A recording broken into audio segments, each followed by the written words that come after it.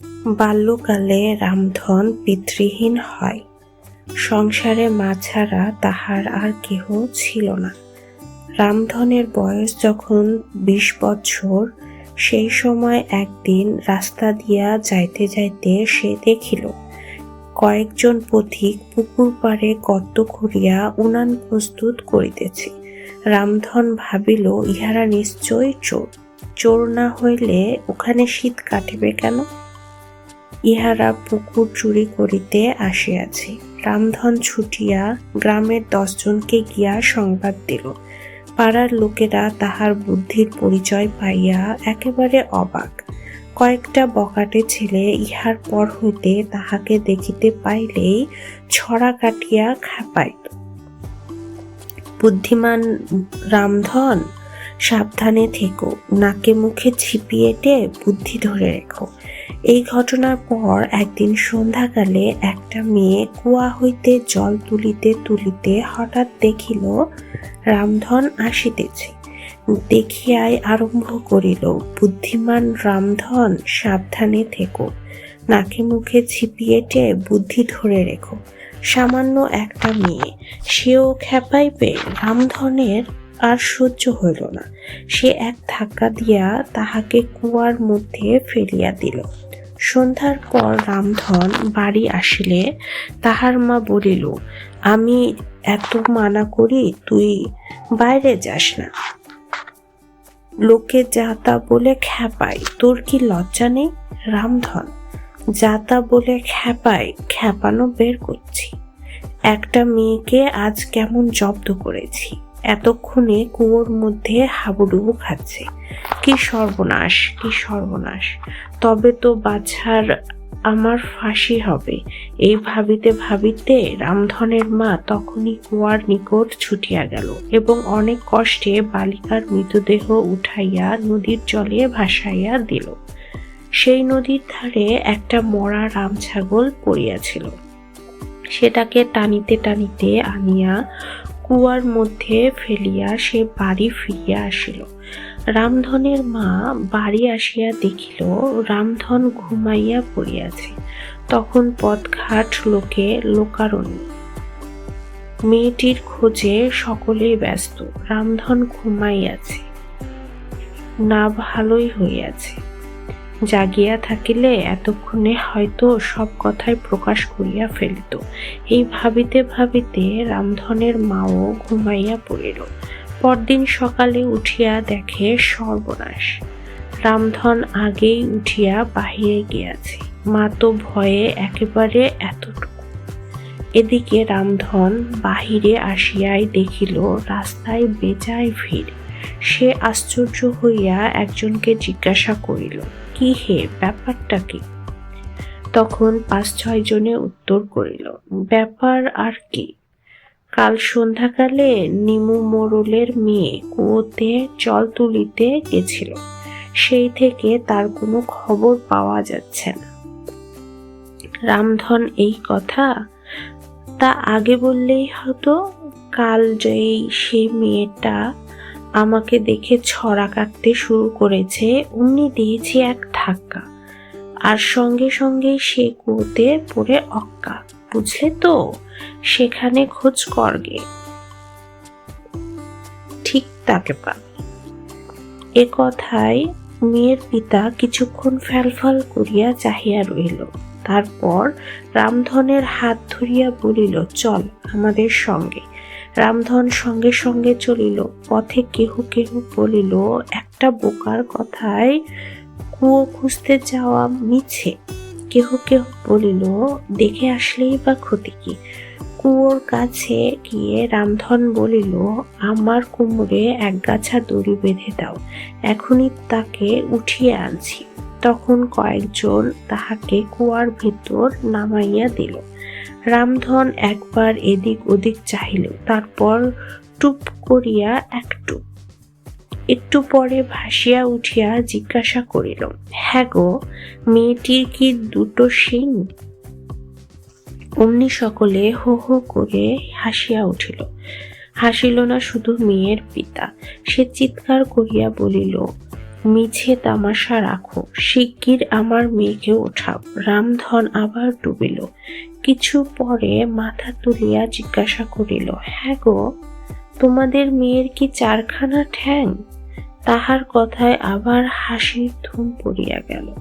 মেয়ের বাবা চটিয়া মুটিয়া বলিল, যদি প্রাণে বাঁচতে চাও তামাশা রাখো, মেয়েটিকে উঠিয়ে আনো। রামধন আবার ডুবিল, কিন্তু এবারেও সে ভাসিয়া উঠিয়া বলিল, হ্যাঁ গো, তোমাদের মেয়ের লেজটি কত বড়, আর তার বেশ লম্বা লম্বা দাড়ি আছে কি? মেয়ের পিতার আর সহ্য হইল না। সে খুব জোরে এক ধমক দিয়া বলিল, এবার যদি উঠিয়ে না আনিস তোকেও ডুবিয়ে মারব। রামধন ভয় পাইয়া আবার ডুবিল। সে কি উঠাইয়া আনে দেখিবার জন্য সকলে একদৃষ্টে চাহিয়া রইল। এ কি, এ যে একটা মরা রাম ছাগল। রামধন জিজ্ঞাসা করিল, এই কি তোমাদের মেয়ে? ইহার পর সেখানে একটা তুমুল হট্টগোল উপস্থিত হইল। কেহ হাসিয়া গড়াগড়ি দেয়, কেহ রাগের চিৎকার করে, কেহ দড়ি কাটিয়া দিয়া রামধনকে কুয়োর মধ্যেই রাখিয়া যাইতে চায়। কিন্তু মেয়ের পিতা বলিল, আমার সর্বনাশ তো হয়েছেই, ওকে মেরে আর লাভ কি? এই বলিয়া তাহাকে উপরে উঠাইয়া সকলে অন্যত্র চলিয়া গেল। রামধন হাসিতে হাসিতে বাড়ি ফিরিয়া আসিল। ইহার পর আর এক আশ্চর্য ঘটনা ঘটিল। একদিন রাজবাড়ির চৌকিদার এক কলসি ঘি লইয়া যাইতে যাইতে পথে রামধনকে দেখিয়া বলিল, কে রে, রামধন নাকি? চল আমার সঙ্গে, একটা আধলা পাবি, এই কলসিটা নিয়ে চল। আধলার লোভে রামধনের ছুট দেখে কে, সে তো তাড়াতাড়ি ঘিয়ের কলসি মাথায় তুলিয়া লইল। তারপর ভাবিতে লাগিল, কি আমার কপাল জোরে, একেবারে আস্ত একটা আধলা, না জানি আজকার মুখ দেখে উঠেছি। যা হোক, আজই আমি আধলা দিয়ে কিনবো জুড়ি গাড়ি, একেবারে ছুটিয়ে দেব রাজার সদর বাড়ি, 7 রাজার ধন মানিক। রাজা আমাকে ভাবিয়া জাঁকজমকে মেয়ের সাথে দেবেন আমার বিয়ে। রামধনের স্ফূর্তি কত, সে উৎসাহে যেই নাচিয়া উঠিয়াছে, অমনি কলসিটা মাটিতে পড়িয়া চুরমার। ঘিয়ের দশা দেখিয়া চৌকিদার তো রাগিয়া আগুন। সে কাঁপিতে কাঁপিতে বলিল, হতভাগা, এ ঘি আমি রাজার জন্য কত কষ্টে জোগাড় করেছি, আর তুই সব মাটি করে দিলি। চল বেটা রাজার কাছে, পিঠে বেত না পড়লে তুই সিধে হবি। এই বলিয়া চৌকিদার তাহাকে বাঁধিয়া লইয়া চলিল। পথে আর এক বিপদ উপস্থিত। চলিতে চলিতে তাহারা এক শহরের সিংহ দরজার কাছে আসিয়া দেখিল, মেলায় লোক জড়ো হইয়াছে, আর মহা হইচই পড়িয়া গিয়াছে। এত গন্ডগোলের কারণ কি জিজ্ঞাসা করায় প্রহরী বলিল, কাল এখানকার এক বড় মানুষের ছেলের বিয়ে হয়ে গেছে।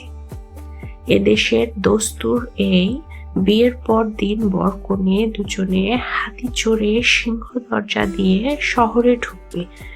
এখন একটা মুশকিল বেড়েছে, বরের হাতি ছোট, তাই সহজে দরজা পার হয়েছে, কিন্তু কনের হাতি উঁচু বলে কিছুতেই ঢুকতে পারছে না। কনের মাথা ছাদে ঠেকে যাচ্ছে। এখন হাতির পা কেটে ছোট না করলে আর উপায় নেই। কিন্তু এই হাতিটা যার, সে কিছুতে এ কথায় রাজি হচ্ছে না, তাই এত হট্টগোল। প্রহরীর কথা শুনিয়া রামধন বলিল, এ আর তেমন শক্ত কাজ কি, আমি সব ঠিক করে দিচ্ছি। এই বলিয়া সে চৌকিদারের কোমর হইতে তলোয়ারখানা টানিয়া লইল এবং একটা ঘোড়ার উপর লাফাইয়া উঠিয়া কনের গলায় এক কোপ বসাইয়া দিল। তারপর মুখভঙ্গি করিয়া বলিল, এই সামান্য ফিকিরটাও তোমাদের মাথায় জোগালো না? আশ্চর্য! এখন দেখো দেখি হাতি পার হওয়া হয় কিনা। রামধনের কাণ্ড দেখিয়া সকলে অবাক। বর রাগে কাঁপিতে কাঁপিতে ছুটিয়া আসিয়া বলিল, পাষণ্ড, তোর এই কাজ, আমার সর্বনাশ করলি। চল রাজার কাছে, তোর শ্রাদ্ধের জোগাড় না করে আমি ছাড়ব না। কতদূর গিয়ে তাহারা দেখিল এক কুড়ের পাশে দুই বুড়ো বুড়ি বসিয়া আছে।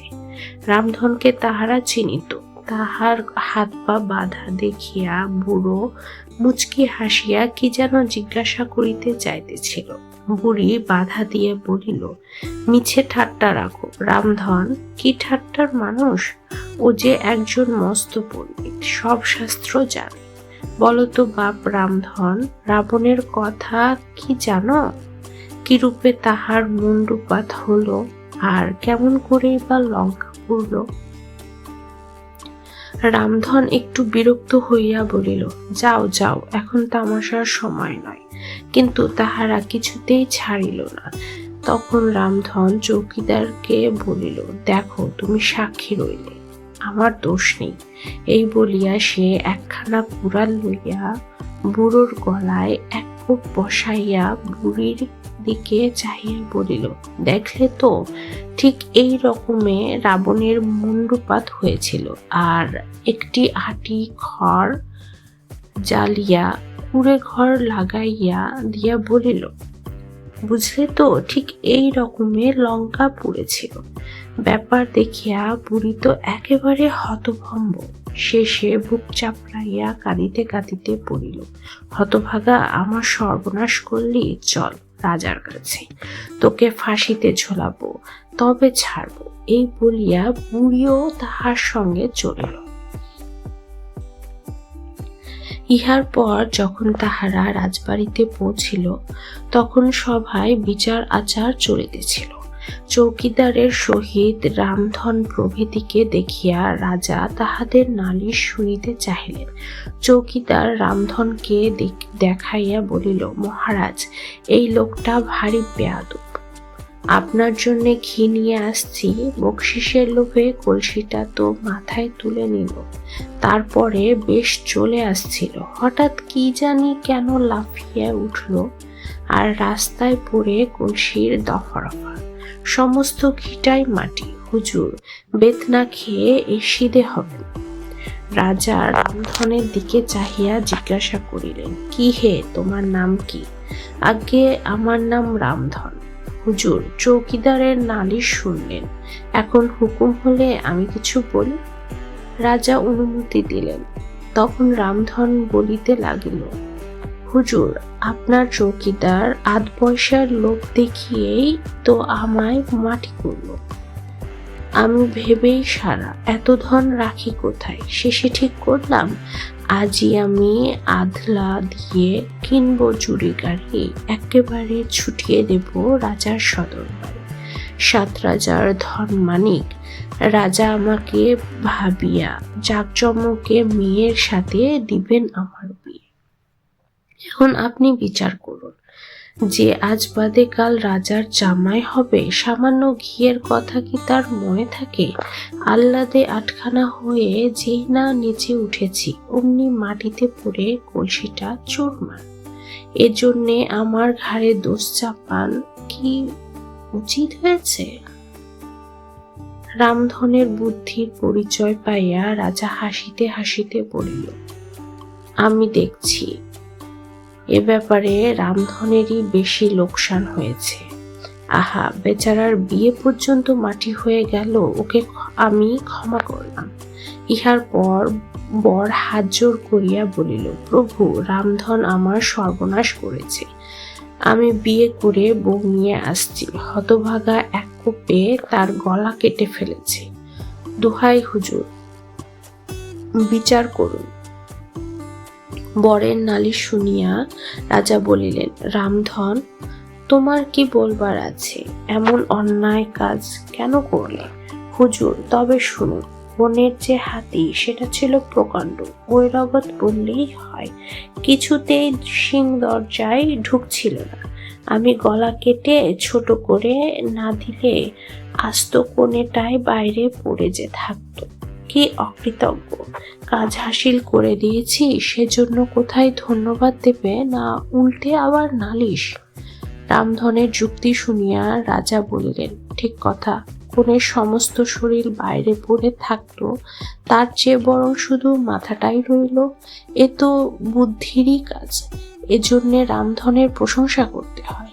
শেষে বুড়ি অগ্রসর হইয়া বলিল, হুজুর, এই মুখ পোড়া আমার স্বামীকে খুন করে ঘরদোর জ্বালিয়ে দিয়েছে। রাজার জিজ্ঞাসা করিলেন, কি হে রামধন, ঘর জ্বালানো আবার খুন? আজ্ঞে, বুড়ির কথা মিছে নয়, কিন্তু নিজের দোষেই ওর সর্বনাশ হয়েছে। আমার বিপদে কোথায় আহা বলে দুঃখ প্রকাশ করবে না, তামাশা জুড়ে দিলে। আর কথা ছিল না, জিজ্ঞাসা করলে, বলতো বাপ রামধন, রাবণের কথা কি জানো? কিরূপে তার মুণ্ডুপাত হলো, আর কেমন করেই বা লঙ্কা পুড়ল? আপনার চৌকিদার সাক্ষী। বুড়ির হাত ছাড়াতে আমি বিস্তর চেষ্টা করেছি, কিন্তু ও কিছুতেই ছাড়লে না। তখন ভাবলাম, ও কথার উত্তর মুখে না দিয়ে কাজেই দেখিয়ে দিই। এই ভেবেই বুড়োর গলায় এক কোপ দিয়ে বললাম, দেখলে তো, ঠিক এই রকমে রাবণের মুণ্ডুপাত হয়েছিল। আর ঘরের চালে আগুন লাগিয়ে দিয়ে বললাম, বুঝলে তো, ঠিক এই রকমে লঙ্কা পড়েছে। এখন প্রভু বিচার করুন। রামধনের কথা শুনিয়া রাজা বুড়ির দিকে চাহিয়া বলিলেন, তোমার সর্বনাশ হয়েছে বটে, কিন্তু আমি ওকে ক্ষমা করলাম। এই বলিয়া রাজা রামধনকে ছাড়িয়া দিতে হুকুম করিলেন। রাজার ন্যায় বিচারে মুক্তি লাভ করিয়া রামধন সবেমাত্র বাহিরে আসিয়াছে, এমন সময় একটা মশা উড়িতে উড়িতে তাহার মুখে হুল ফুটাইয়া দিল। ইহাতে বীর রামধনের রাগ কত! সে এক চাপড়ে মশার প্রাণ সংহার করিতে উদ্যত হইল। কিন্তু এরূপ কাজে সচরাচর যাহা ঘটিয়া থাকে, রামধনের অদৃষ্টে তাহা ঘটিল।